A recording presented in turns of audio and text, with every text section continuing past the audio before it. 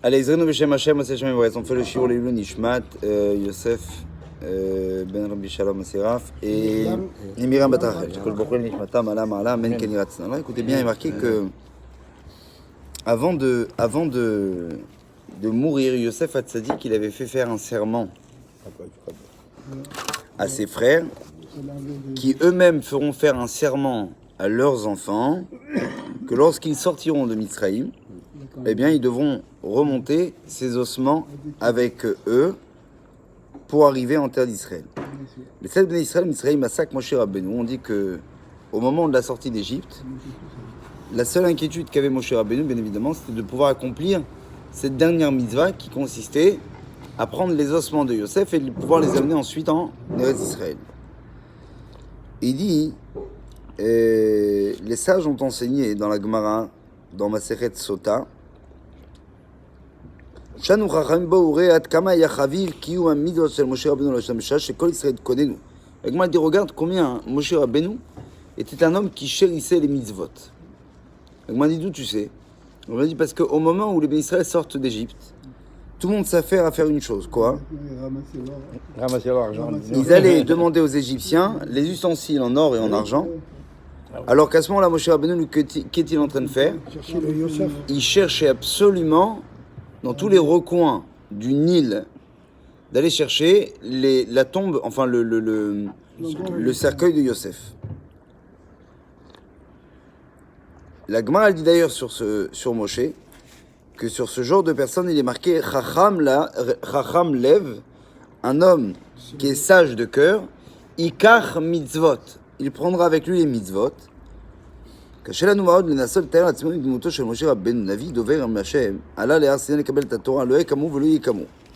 les commentateurs, je ne comprends pas.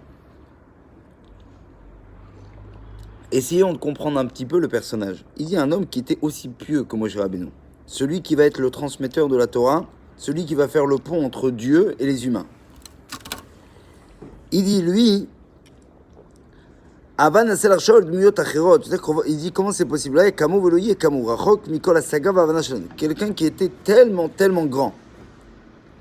Il dit, même si on essaie de regarder d'autres exemples, d'autres figures emblématiques parmi les leaderships communautaires ou les grands tzadikim de notre peuple. Il dit, imagine-toi le Gaon de Vilna, le Baal Shem Tov.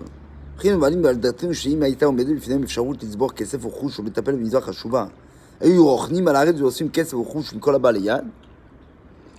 vous avez, allez, je sais pas moi, prenez tzadiki même de notre époque.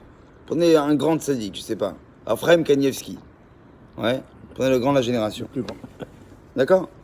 Ephraim Kanievski. Tu dis maintenant, voilà, c'est la fin d'une guerre, on a la possibilité d'aller ramasser de l'or et de l'argent. Vous imaginez qu'un personnage comme de l'envergure du grand de la génération va se mettre à 4 pattes en train de ramasser de l'or et de l'argent? C'est évident que non.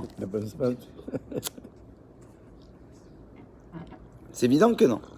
Comment c'est possible que Moshe Rabbeinu, on fasse de lui l'éloge d'un homme que, waouh, il n'a pas été s'adonner lui aussi à ce sport qui était celui d'aller chercher de l'or et de l'argent dans les maisons des Égyptiens? Non. A priori, c'était un homme pieux, c'était un homme qui avait compris quel était l'essence de la vie. C'était pas un homme qui allait s'adonner facilement à aller automatiquement se mettre plein les fouilles dans un moment qui était opportun.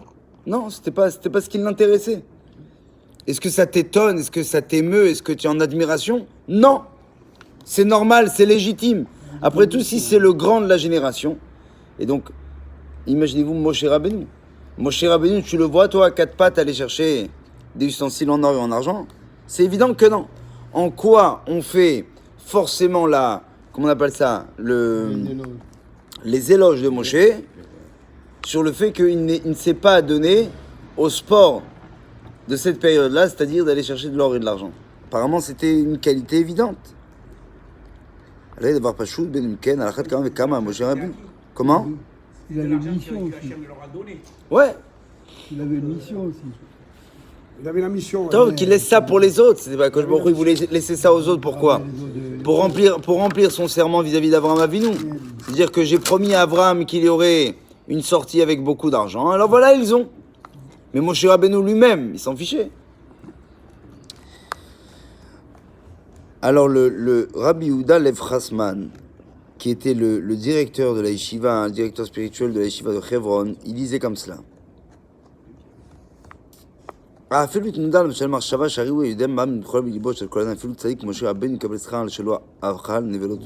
Il dit d'ici on peut voir une chose. Tu peux être le plus grand tzaddik au monde. Dieu, quand il décide de donner un salaire à une personne, il lui donnera un salaire à cette personne-là en fonction de chaque chose, même ne serait-ce qu'une pensée qu'il aurait pu avoir. Il dit un tzaddik comme Moshe Rabbeinu, il sera aussi récompensé du fait de ne pas avoir mangé du pas kasher. C'est une personne sur laquelle il sera récompensé de ça. Je dis, mais c'est évident, Moshe Rabbeinu, il n'a pas fait d'effort pour ça. Tu comprends? Il était tellement tzaddik, tellement éloigné je veux dire, waouh, il n'a pas mangé. Non.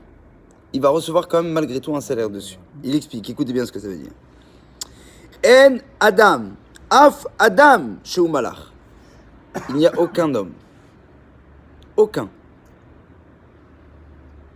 qui serait une sorte d'ange. A Adam Berao Hashem Imnetia. L'homme a été créé avec un penchant. Et son penchant, c'est d'aimer l'argent, d'aimer les plaisirs de la vie.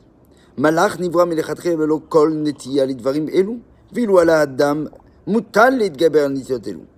Il y a en fait le but du jeu, si on peut l'appeler ainsi, c'est de dire que si on voit la vie, eh bien avec ce qu'on appelle cette tendance qui est humaine et légitime, pour autant, le challenge qui nous appartient aujourd'hui à nous, c'est de devoir être au-delà de ce penchant, de ces tendances. Et il dit, En safek shemi she'avad vezikech et nafsho, רומם את מחשבותיו ופיתח את שכלו, התמודדות שלו אינה משתבת למי שכל ימיו עסק ברדיפה אחר הנאות ולעולם לא הגיע זמן לחשוב למה הוא נברא.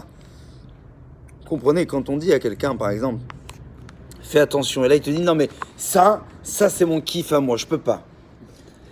Quelque part, il vient de dire tout simplement, je suis humain. Donc jusque-là, tout va bien. Il a des penchants, il a des pulsions. C'est quelque chose qui lui font... Naturel. Voilà, exactement. Le but du jeu, c'est bien de lui expliquer à cet homme-là que notre vie à nous, elle se doit de savoir la raffiner. Comment? Justement, en ayant cette capacité, quelque part, eh bien, de prendre cette pulsion, de prendre cette tendance, ce penchant absolu chez l'homme, et de devoir pour autant le surmonter. Arriver à faire en sorte que si vous voulez, ce qu'on appelle que l'expression animale de la personne, eh bien, soit totalement vaincue par l'expression laquelle, qui est spirituelle, l'expression de l'âme. Il dit, il est évident que celui qui a purifié ses actions et son sechel, il dit, il ressemble à personne à ce niveau. לא הגיע זמן לחשוב למה הוא נברא. ומה המטרה של בליל האור בשר עצמות שקוראים לו אני. אבל גם הצדיק נמצא במצב של כבישת התאוות על ידי התעלות והתקדשות. Et quoi, vous pensez que véritablement un tzaddik n'a pas besoin de se travailler lui aussi? C'est aussi un homme. Il reste malgré tout un homme. וקץ הדברים קשורים אלינו. אלינו מתיימרים להיות משה רבנו בינתיים לפני אלינו איש לקבל אורחה כצדיק הדור. ובכן אפילו מי שחש עצמו כיהודי פשוט ישמח כל כך לדעת שכל צורת התגברות שלו על פיתוי כל מחשבה טובה שלו. Donc il dit tout renforcement ou tout résistement, je sais pas si ça se dit, en tout cas toute résistance, toute résistance à l'égard ou à l'encontre en tout cas de ces tendances, il dit ce sera on va dire une manière de confirmer comme quoi il est bien vivant et qu'il a compris l'enjeu de cette vie. Toute chose, même aussi petite soit-elle, à kol mouva becheshbon. Tout est amené et compté par Akadosh Baruch Hu. La preuve en est, c'est qu'on a fait l'éloge de Moshe Rabbeinu, qui aurait été normal, c'était évident pour lui, c'est un tzaddik. La Torah le considère qu'à partir qu'un homme est un homme, rien n'est normal lorsqu'il fait une mitzvah. Pourquoi? Parce que dès lors qu'on a une tendance et un penchant, automatiquement, chaque fois que j'irai à l'encontre de ce penchant, j'aurai acquis une certaine façon de pouvoir me purifier et d'aller au-delà de ce que voulait l'expression la plus basse chez moi. Yom yavo veu yamod bifnei bedin shel mal ubetzar asrot shelo u yafrin barimot arimot shel zchuyot shu chashav ki en l'archivan ki avoru hayu pshutot achet kol maaseh elokim yavi bemishpat. La Gemara dit particulièrement dans Masechet Makot à la fin, elle dit à Kosh Baruch Hu, on dit ce qu'on va dire d'ailleurs dans quelques instants, Rabbi Hanan ben Akasher Omer, Atza Kosh Baruch Hu, les Akot d'Israël. Kosh Baruch Hu, il a voulu quoi? Il a voulu faire mériter Israël. Qu'est-ce qu'il a fait? Il frère Balem Torah mitzvot. Il a donné beaucoup de Torah, beaucoup de mitzvot. Il a rajouté même des mitzvot. C'est-à-dire quoi? Il a rajouté des mitzvot. Il a rajouté des choses qui sont même légitimes. Il dit comme un gars qui, par exemple, il voit du sang et qu'il il mange pas le sang qu'il y a devant lui. On dit il a fait une mitzvah. Lequel? Le fait de ne pas consommer de sang. Mais c'est évident, il ne veut pas consommer de sang, c'est dégueulasse. De toute façon, personne n'aurait voulu en manger de ce sang-là. Et moi, il a dit, justement, c'est ça. Il a rajouté quoi des mitzvot? Ou à la limite, même sans la mitzvah, qu'est-ce que tu aurais fait? Tu n'aurais pas mangé. Et bien maintenant, ça t'est considéré comme une mitzvah. Alors dit l'Agma, imagine-toi maintenant. Ça, c'est pour quelque chose qui, de toute façon, tu t'en fiches. Imagine-toi maintenant quand il y a une véritable occasion de pouvoir t'adonner quelque part à une tendance qui est l'homme. Ok, l'Agma dit celui qui, par exemple, il s'empêche d'aller avoir une relation interdite, ou bien quelqu'un qui s'empêche de manger quelque chose qui n'est pas caché, sur lequel il a un désir, il a une pulsion, il a une réelle pulsion cette fois-ci, et qui s'en empêche. L'Agma dit si seulement il savait combien de bien il s'est fait à lui, ok, à son enfant, à son petit-fils et à toutes les générations à venir. La Gemara dit comme ça, elle dit chez Kol Mida ou Mida, la Gemara dit Achat Kama avec Kama, la Gemara dit si pour quelque chose de s'empêcher de faire une avéra, tu reçois tellement de salaire, alors imagine-toi quand quelqu'un il s'est pas juste empêché, mais il a été vers la mitzvah, c'est-à-dire qu'il a fait quelque chose qui allait véritablement contre ses envies. Là, la Gemara dit Achat Kama avec Kama, combien seront grands ce mérite, et ce mérite lui tiendra pour toutes les générations à venir. Amen. Chazak ou Baruch Kadish.